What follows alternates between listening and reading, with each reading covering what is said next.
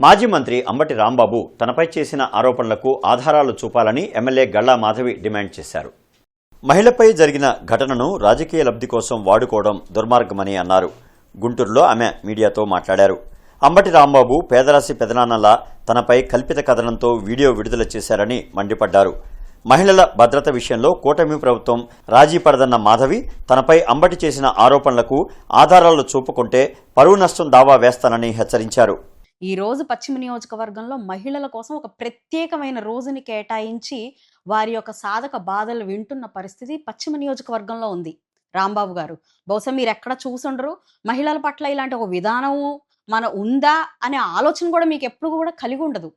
అలాంటిది ఈరోజు మహిళల కోసం ప్రత్యేకమైన ఒక విధానంతో పశ్చిమ నియోజకవర్గంలో ముందుకు వెళ్తూ ఉంటే మీరు ఇంతటి అరాచకం ఒక మహిళా ఎమ్మెల్యే చేసిందేమో అనే విధానంతో మాట్లాడుతున్నారు చూసారా. ఇంతకంటే రాజకీయ లబ్ధి కోసం దిగజారిపోయే తత్వం ఇంకా ఎవరికి ఉండదేమోనని చెప్పి మీరు అర్థం చేసుకోవాలి.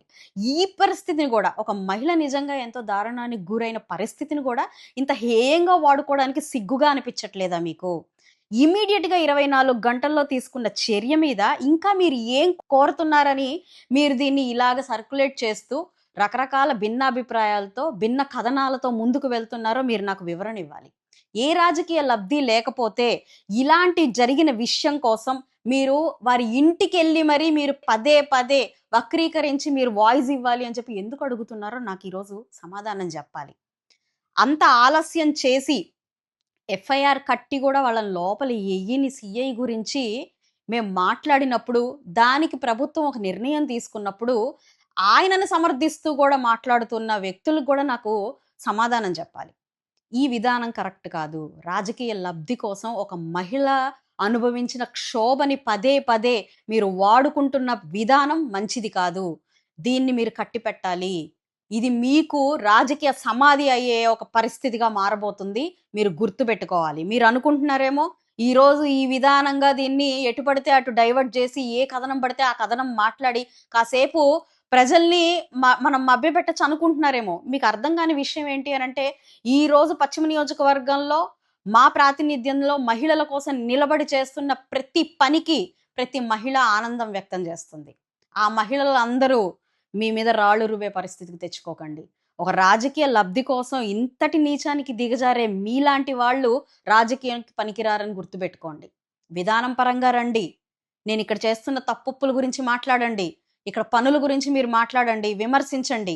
మీరు అన్నారు ఆర్ఓబిలో నేను డమ్మీని, మాకేం తెలీదు, కార్పొరేషన్ గురించి ఏం మాట్లాడట్లేదని. నేను అప్పుడు రియాక్ట్ అవ్వలేదు. మీకు కళ్ళున్న కబోదులుగా మీ పార్టీ వాళ్ళు అందరూ ఉన్నారు కాబట్టి ఇక్కడ ఏ అభివృద్ధి జరగలేదు అని మీరు ఇష్టం వచ్చినట్టు మాట్లాడచ్చు.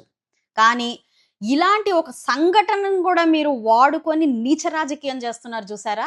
ఇది మీ రాజకీయ జీవితానికి మంచిది కాదు, శోభనివ్వదు. మీరు గుర్తుపెట్టుకోవాలి. తక్షణమే మీ మాటల్ని వెనక్కి తీసుకోవాలి లేదా క్షమాపణ చెప్పాలి. ఈరోజు ఆధారాలు లేని ఈ నిందని నేను ఎట్టి పరిస్థితుల్లో తీసుకునే పరిస్థితుల్లో లేను. కాబట్టి తస్మాత్ జాగ్రత్త. ఏది పడితే అది మాట్లాడితే వినే పరిస్థితులు ఇక్కడెక్కడా ఎవరికీ లేవు. కాబట్టి మీ విధానాన్ని మార్చుకుని మీరు ముందుకు వెళ్లాల్సిందిగా కోరుకుంటున్నాను. మీరు ఇప్పుడు దాకా ఏది పడితే అది మాట్లాడతారులే అనే ఒక్క ఆలోచనతో వదిలేయడమే తప్ప మీ మాటలకు ఎప్పుడు కూడా సీరియస్గా మేము తీసుకోలేదు. కానీ ఈరోజు ఒక నిందారోపణ చేస్తూ ఆధారాలని నిందారోపణ చేస్తూ మీ పిచ్చి పేపర్లో పిచ్చి రాతలు రాసుకుంటూ మీడియా ఉంది కదా మీ ఇష్టం వచ్చిన మాటలు మాట్లాడతాము అని అంటే వినడానికి ఇక్కడ ఎవరు సిద్ధంగా లేదు. తస్మాత్